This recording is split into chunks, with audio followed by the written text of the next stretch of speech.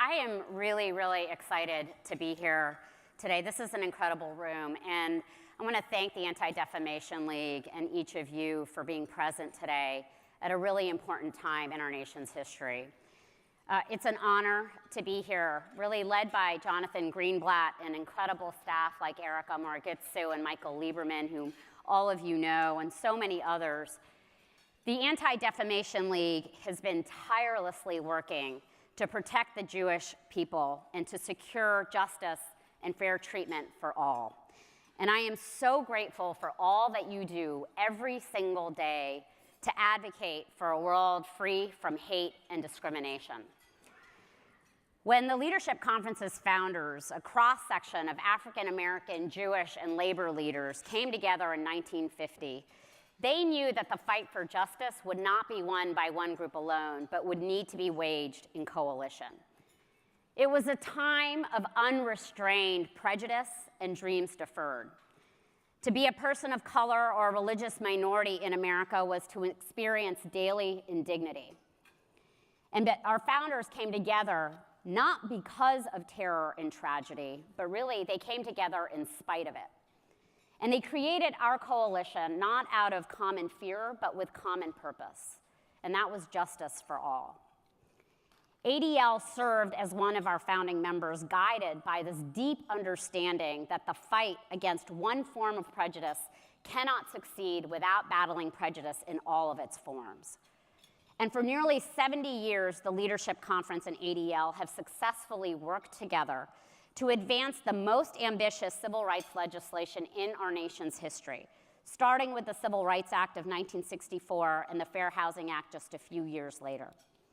And as our founders knew, the work of the civil and human rights movement is bigger than any single one of us or any one of our organizations or communities alone.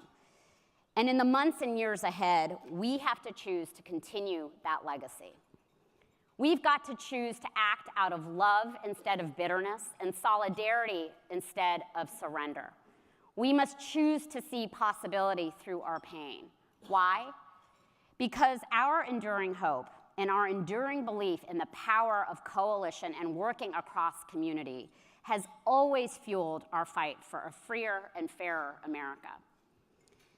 But there is little question that these are incredibly perilous times. The past few years have demanded so much from all of us and from our nation. And I'm not going to lie to you, there have been moments when it has felt like there simply was no bottom. Moments like the violence in Charlottesville, where men without hoods yelled, "Jews will not replace us," while the president refused to unequivocally denounce white supremacists, many of whom were marching in his name. Moments like the start of family separation at our southern border, children being torn from the arms of their parents. Moments like the rapid rise of threats to women's rights and health care in Alabama and Georgia and Missouri, and the list goes on. And moments like last week's announcement that the administration was deliberately manipulating the 2020 census. As new evidence confirmed, the citizenship question on the census is nothing more than an attempt to silence our communities and seal partisan power for the next decade. Never forget, though, that our coalition was created for times like these. And from the beginning, we were forged to fight the intractable together. And we've got to remember our connectedness in the face of violence against our communities. Violence motivated by a resurgence of white supremacy, anti-Semitism, anti-immigrant nativism, and anti-Muslim, anti-Black, anti-LGBTQ bigotry. We honor the victims of the horrific attacks on synagogues in California and Pennsylvania, the mosques in New Zealand, New Haven, and more, and the Black churches in Louisiana. After that awful, horrific tragedy at the Tree of Life Synagogue in Pittsburgh, the Leadership Conference organized over 75 member organizations representing a broad swath of faith and racial justice, women's rights, LGBTQ, and more groups to take out a full-page ad in the New York Times, simply to do a very simple thing, to express solidarity and unity against hate in a moment of great national pain. And we also honor the many, many victims of hate who never make the news. No one community can fight hate alone, And as people try to divide us and try mightily to divide us, our communities must remain united, resolute, and committed to meet any acts of hate with radical acts of love. That is the legacy, and I would say actually the mandate of our coalition. This year, we commemorate the 10th anniversary of the Matthew Shepard and James Byrd Jr. Hate Crimes Prevention Act. The murders of Matthew Shepard and James Byrd Jr. shocked the moral conscience of America in 1998. The details of both scarred the nation. And the investigation into Matthew's death found incontrovertible evidence that his attackers had targeted him because he was gay. In the case of James Byrd Jr., the three men responsible for his killing were well-known white supremacists. But while the men responsible for the Shepard and Byrd killings were later convicted of murder, none of them were prosecuted for committing a hate crime. At the time that these murders were committed, neither Wyoming nor Texas had a hate crimes law. And existing federal hate crimes protections did not include violent acts against those engaged based on victim sexual orientation, and they actually only covered racial violence against those engaged in federally protected activity, such as voting or attending school. This legislation marked a profoundly important expansion of the federal hate crimes laws to include crimes motivated by gender, sexual orientation, gender identity, and disability, and without having to show that the defendant was engaged in federally protected activity. I want to acknowledge Matthew Shepard's parents, Judy and Dennis Shepard, and James Byrd Jr.'s sister, Luvon Harris, who are here today and are going to be joining Michael Lieberman here shortly. I am so grateful for their amazing activism in the face of tragedy that none of us could possibly imagine. And the Matthew Shepard Foundation is now a proud member of the Leadership Conference and is working every day to fight hate in communities across the country. I had the great honor, and some of you may have read about this in the newspaper earlier this year, of attending Matthew Shepard's memorial service at the National Cathedral. It was one of the most moving, beautiful, emotional memorials that I have been to.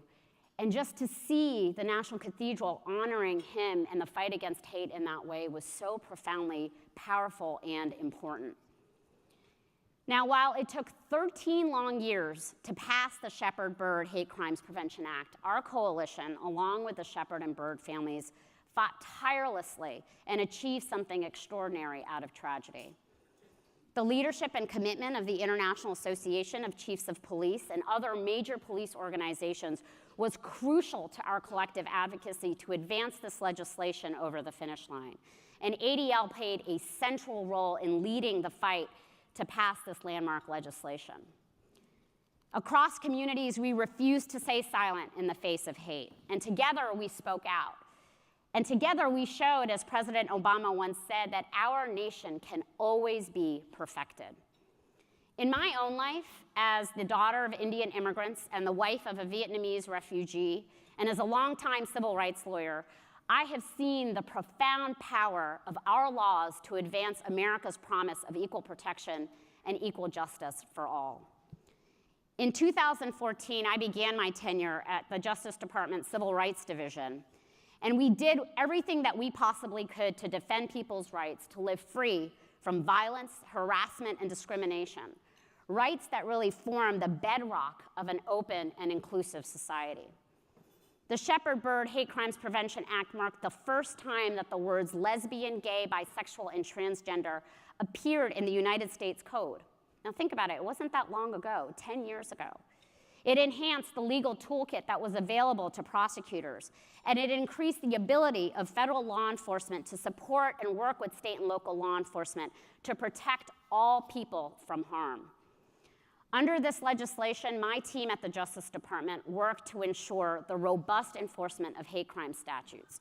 Career prosecutors held perpetrators of hate-motivated violence accountable, and we helped train thousands of law enforcement officials on the law and on the importance of a trauma-informed response to victims and survivors. We worked with school districts to prevent bullying. which too often is a precursor of hate-related violence. And we partnered with affected communities to build bridges and trust with the goal of preventing future violence.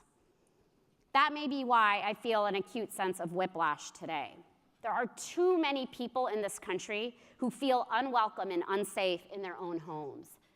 Divisive and often violent rhetoric from our nation's highest offices cast aspersions on Jewish, Muslim, immigrant, and other marginalized communities. And crimes and incidents motivated by hate and prejudice are on the rise. Last fall, the FBI released data showing hate crimes in the United States having jumped 17% in 2017, increasing for the third consecutive year. ADL's own research found that white supremacists are overwhelmingly responsible for domestic extremist murders in 2018, the fourth deadliest year on record for domestic extremist-related killings since 1970. ADL also found terrifyingly near historic levels of anti-Semitism in 2018. And the FBI documented a similar increase in hate crimes against African Americans, Latinos, the LGBTQ community, Native Americans, and Muslims in 2017. But the data actually really understate the true violence against communities. At least 91 cities with populations of more than 100,000 people either did not report any data to the FBI or affirmatively reported 0 hate crimes. This means that our understanding of the actual magnitude and nature of this crisis is actually quite dangerously limited, even as the crisis worsens in this country. But make no mistake, which is that I am so hopeful about the future.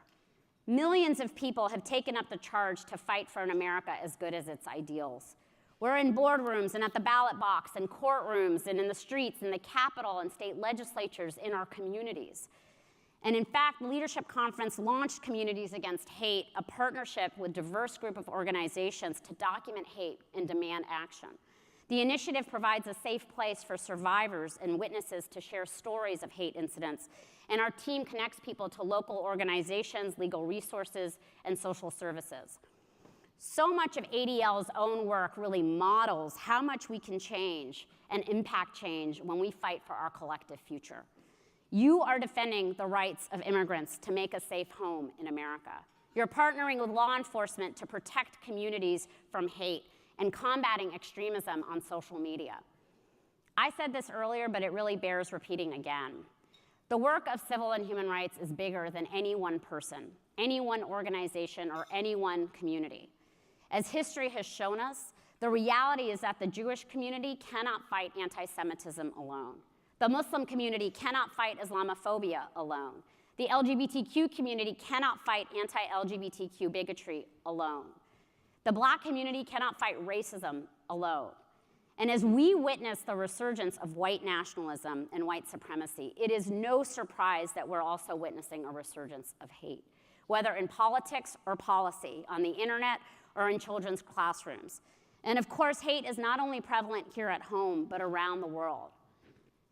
And in this time of crisis and strain, we have to call on moral leadership at all levels of the government. Our communities must unite in demanding that the work to fight hate transcend political partisanship.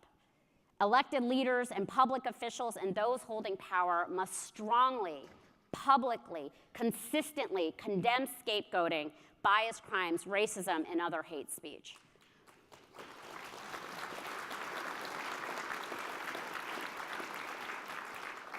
We also have to double down on our power and purpose as a coalition. We've got to recognize that hate and white supremacy are harming all vulnerable communities right now, and we have to affirm our shared vision of America as it should be, just, inclusive, and fair. One day, we're going to look back at this moment in history, and we're going to reflect on what we were doing to save the soul of our country. Wherever you sit, there is a place for you in this movement. There's no question. Because this is a movement inspired by the masses. It's a movement that is fueled by love. It's a movement that is driven by justice and a demand for the nation that we all deserve. For love of our country, for love of our communities, and for love of each other, we won't back down. Our very fragile progress depends on it. Thank you all so much.